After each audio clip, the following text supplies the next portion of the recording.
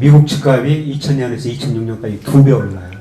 집값이 이렇게 오르니까 미국 가게가 돈 빌려가지고 집을 사고 또 돈 빌려가지고 소비를 했죠. 그 다음에 금융회사들은 집을 담보로 빌려준 돈 가지고 다양한 파생상품을 만들어 팔았는데요. 근데 2007년, 2008년 집값이 급락하니까 미국 가게가 부실해지고 금융회사들이 부실해지면서 2008년 위기가 온 겁니다. 예, 그런데 지금 어떻습니까? 그때보다 더 많이 올랐다는 겁니다. 소득에 비해서, 물가에 비해서, 렌트에 비해서. 예, 지금 하락하다가 잠깐 반등하고 있습니다만, 예, 저는 하락 과정에서 일시적인 상승이라고 보고 있어요. 예, 이제 집값 거품이 붕괴되기 시작했다. 저는 그렇게 보고 있습니다. 그래서 전 세계가 부채에 성장했고요. 저금리 때문에 모든 자산가의 거품이 발생했다, 붕괴되고 있는데, 채권 시장 거의 다 붕괴됐다. 주식 시장은 한 3분의 2쯤 붕괴됐다. 그 다음에 부동산 시장은 이제 저는 초기라고 보고 있습니다.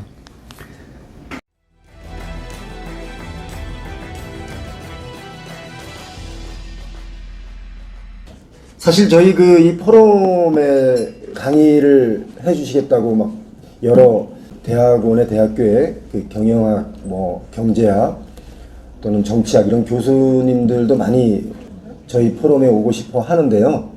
근데 제가 오늘은 정말 여러분께 선물 같은 시간을 좀 드리고 싶었습니다.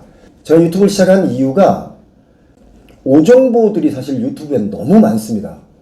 이걸 좀 바꾸자 해서 제가 유튜브를 했는데 그 많은 오정보 중에 정말 핵심 정보를 말씀하시고 가장 진솔하게 우리가 알기 쉽게 설명해 주시는 분이 오늘 저희가 초대한 김영익 교수님이십니다. 그래서 주식이면 주식, 부동산이면 부동산, 또 환율이면 환율, 미국 경제, 미국 경제, 여러분 궁금한 거 꼭 물어보시 바랍니다. 귀한 시간. 김영익 교수님을 박수로 모시겠습니다. 박수로 환영해 주십시오. 예, 가찬을 하던 것 같습니다. 예, 저는 주로 증권사 리서치센터에서요, 예, 그 어려운 환율, 금리, 주가 이런 걸 예측하고 시장 평가를 받았어야 했습니다. 어떻게 주가, 환율을 정확하게 예측하겠어요? 예, 굉장히 스트레스 많이 쌓이는 직업입니다. 예, 그래서 새벽 4시라는 습관이 생겼는데요. 요새도 4시만 되면 눈 떠집니다. 눈 뜨자마자 오늘 또 살아있구나.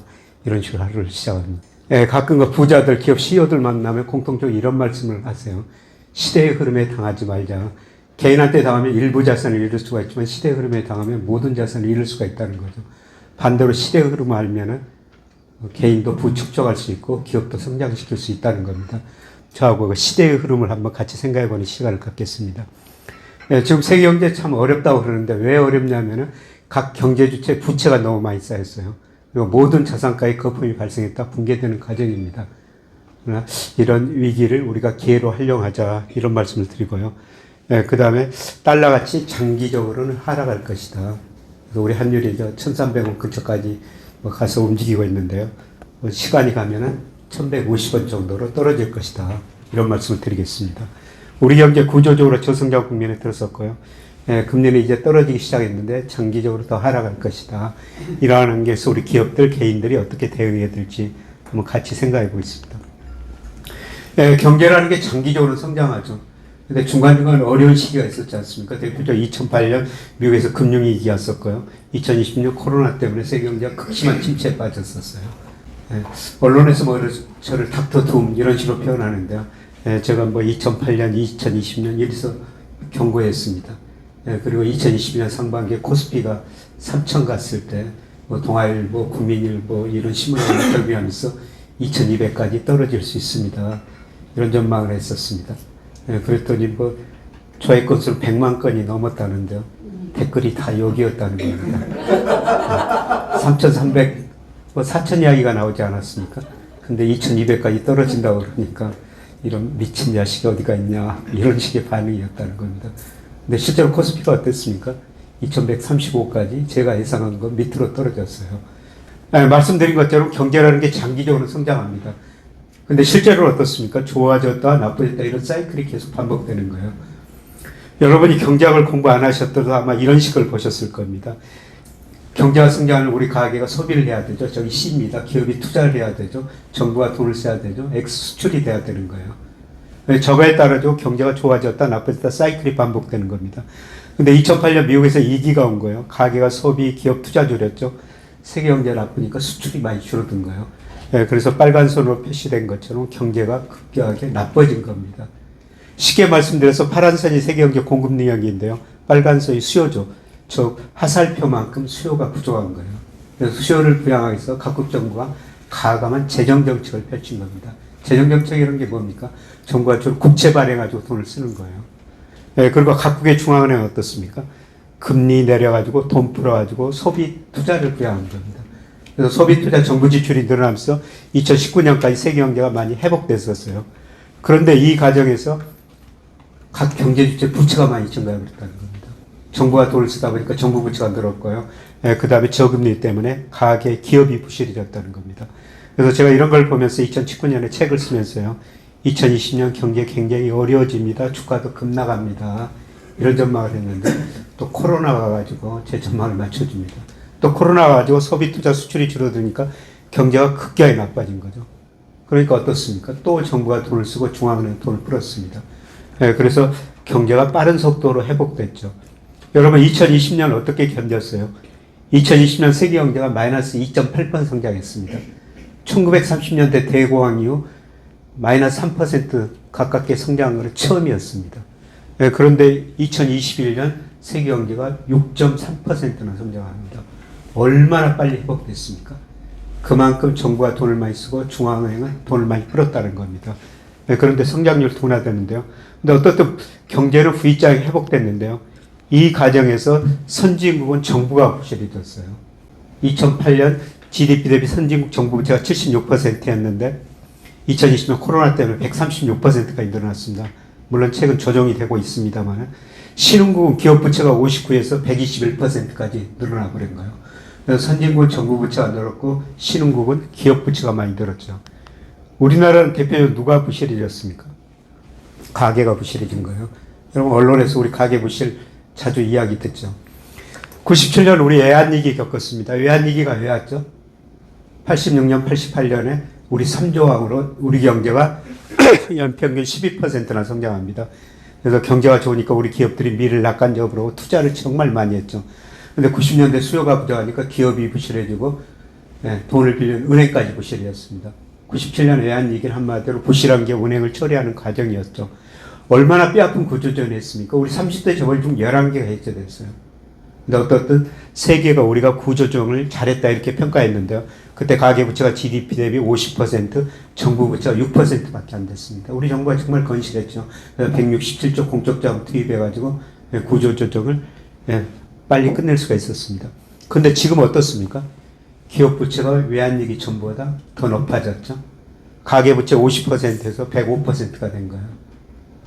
우리나라도 대표적으로 부채에서 성장한 나라 중에 한 나라다 이렇게 볼 수가 있습니다. 여기다 이제 정부 부채도 늘어날 수밖에 없는 상황이죠. 그래서 전 세계가 부채에 성장했다는 겁니다. 다른 나라하고 비교해 보면요, 우리 기업 부채 세계에서 가장 높은 수준이죠. 평균적으로요. 가계 부채 이렇게 높은 나라가 어디가 있어요? 물론 가계 부채가 높다고 당장 위기가 오는 건 아닙니다. 근데 가계 부채가 많다는 건 무슨 의미예요? 우리가 금융에서 돈을 빌렸으니까 이자도 갚고 원금도 갚아야 되지 않습니까? 우리 가게가 한 달에 100만 원 벌면요, 40만 원은 원리금 상환한 데 써야 돼요. 60만 원밖에 못 쓴다는 겁니다. 그러니까 가계 부채가 높으니까 우리가 소비할 수 있는 능력이 줄어들고요, 우리 경제가 소비 중심으로 낮은 성장을 할 수밖에 없다는 겁니다. 다행히 정부 부채가 세계에서 제일 낮은 수준이에요. 정부가 돈을 쓸 수밖에 없습니다. 그래서 앞으로 정부가 여러분의 기중한 세금으로 돈을 쓸 텐데요, 잘 쓸 수 있도록 감시를 해야 된다는 겁니다. 어떻든 우리나라 전 세계가 부채 성장했다 이렇게 볼 수가 있고요. 그 다음에 모든 자산가의 거품이 발생했다 붕괴되는 과정입니다. 다른 나라 방향 같습니다. 미국 중심으로 살펴보겠습니다.